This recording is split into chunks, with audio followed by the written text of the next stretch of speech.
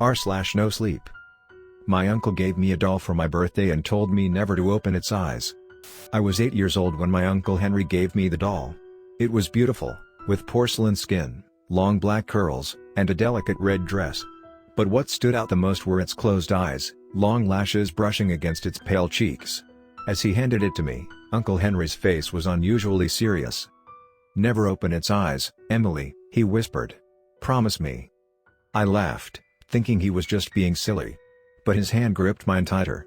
"Promise me." I promised. For years, the doll sat on my shelf, its eyes shut, its presence both comforting and unsettling.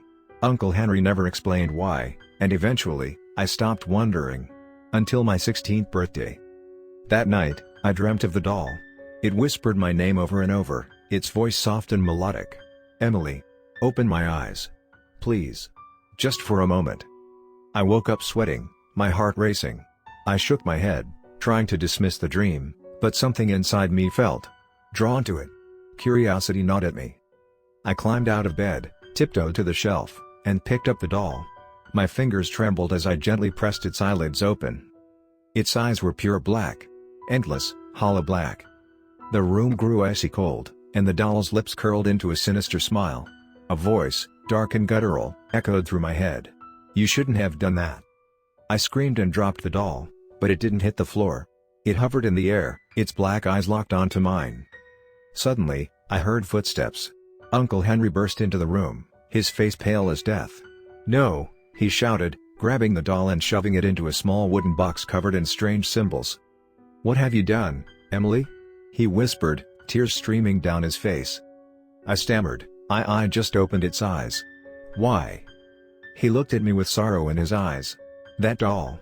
It's not a toy. It's a prison. And now, it knows you." "Who knows me?" I asked, my voice shaking. "The thing inside the doll. A demon. I trapped it there long ago," he said, his voice barely audible. "It can't escape yet, but it's awake now. Watching you. Waiting." I begged him to destroy it, but Uncle Henry shook his head. "It's too late. The only thing we can do is keep it contained." He locked the box and whispered an incantation, but before he left, he warned me, "No matter what happens, no matter what you hear, never open its eyes again." That night, I heard the doll whispering my name. And I knew it would never stop. At first, I thought it was my imagination. I buried my head under the blankets, squeezed my eyes shut, and tried to convince myself it was a lingering dream. But the whispering continued, soft and rhythmic, like a lullaby sung by something that didn't know love. "Emily. Emily. Open my eyes. Please. Just for a moment." I curled into a ball, too frightened to move. The whispers didn't stop until the first light of dawn filtered through my curtains. When morning came, I told Uncle Henry everything. His face, already worn with age and secrets, darkened with dread. He sat me down, his voice trembling. "Emily, you don't understand what you've done. The moment you opened its eyes, it connected to you. It knows your face, your voice, your soul." "But why me?" I asked, tears welling up. "Because you're young. Innocent. It feeds on fear and purity," he sighed deeply. "I thought I could protect you from it. I was wrong." I begged him to explain, and reluctantly, he did. Years ago, my uncle was a young man working as a caretaker in an old, abandoned asylum. The building was crumbling, but one room was sealed shut, room 113. Curiosity got the better of him, and one night, he forced the door open. Inside, he found a single rocking chair and a doll sitting upon it. Its eyes were open then, staring straight into his soul. He felt an overwhelming sense of dread and turned to leave, but the door slammed shut behind him. The doll spoke. "You let me out. Now you owe me."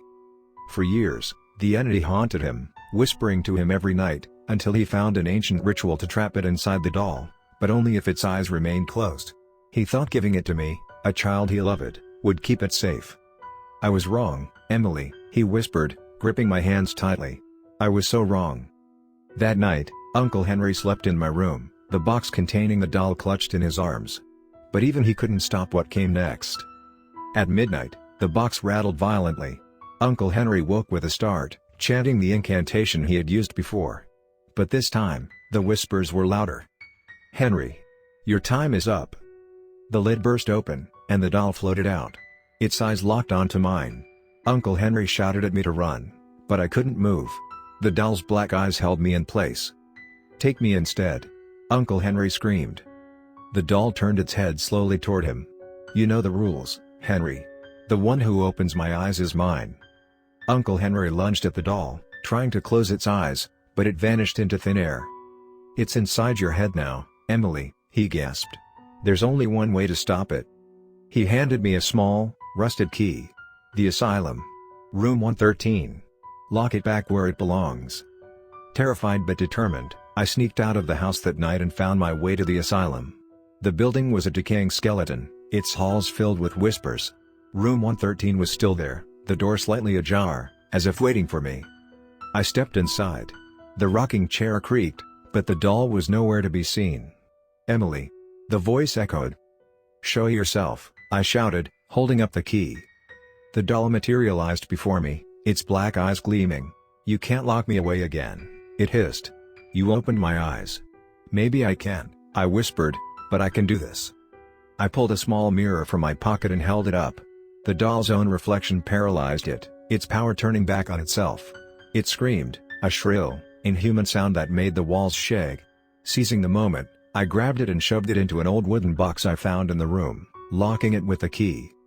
For a moment, everything was silent. Then a soft whisper. "Emily. I'll be waiting." I buried the box beneath the asylum floorboards and never returned.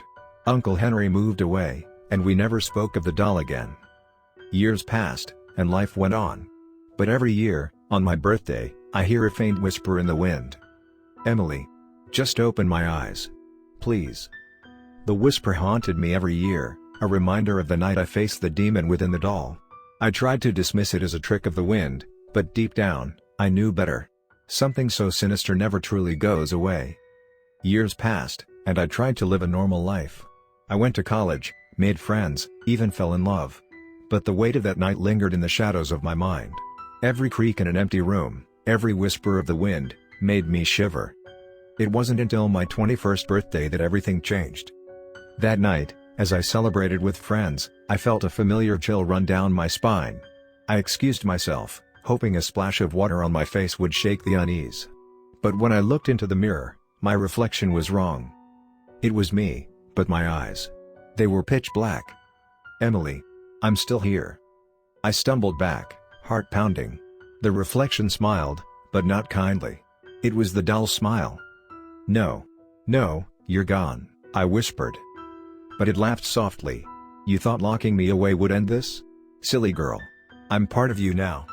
I ran from the bathroom, my mind racing. My friends noticed my panic, but I couldn't explain. How could I tell them a demon trapped in a doll was haunting me? That night, I dreamt vividly. I was back in the asylum, standing before room 113. The door was ajar, and the whispers were louder than ever. "Emily. Let me out. It hurts." I awoke in a cold sweat, but this time, something was different. There, on my nightstand, was the small rusted key I had buried with the doll. "No," I gasped. "That's impossible." But it was there, tangible, cold to the touch. Uncle Henry. I had to find him. Tracking him down wasn't easy. He had vanished from my life after that night, but I managed to find an old address in a forgotten journal. An isolated cabin deep in the woods. When I arrived, the cabin looked abandoned, but I felt his presence. I knocked, and to my relief, Uncle Henry opened the door. His eyes widened in shock and fear when he saw me. "Emily. No." "Uncle Henry, it's back." He pulled me inside, locking the door behind us. "Tell me everything." I explained the whispers, the reflection, the key. His face grew paler with each word. "I hoped this day would never come," he whispered. "What do we do?" I asked, desperation in my voice. He led me to a hidden room, filled with ancient books, symbols, and artifacts. "There might be a way," he said, flipping through a worn book. "But it's dangerous." "I don't care." He sighed. "We have to go back to the asylum. But this time, we need to finish what I started." The drive to the asylum was silent, tension thick in the air. When we arrived, the building seemed even more decrepit, as if time itself feared the place. Room 113 awaited us, the door now wide open. Inside, the rocking chair was empty, but the whispers were deafening. "Emily. Henry. Welcome back. The key burned in my pocket.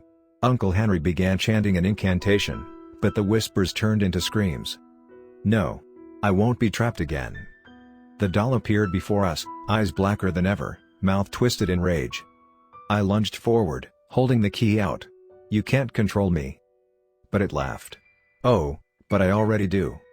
Suddenly, my body froze. I couldn't move. Uncle Henry shouted, but his voice faded as darkness consumed me. When I opened my eyes, I wasn't in the asylum anymore. I was in a vast, dark void. The doll stood before me. Welcome to my world. No. I won't let you win. You already have. But then, I heard Uncle Henry's voice faintly, calling me back. I focused on his voice, fighting the darkness. With every ounce of strength, I pushed through, waking up in the asylum. Uncle Henry held me, tears in his eyes. We have to finish this now, he cried. I held up the key, and together, we chanted the final incantation. The doll screamed, but it began to fade, its power waning. Finally, it was gone.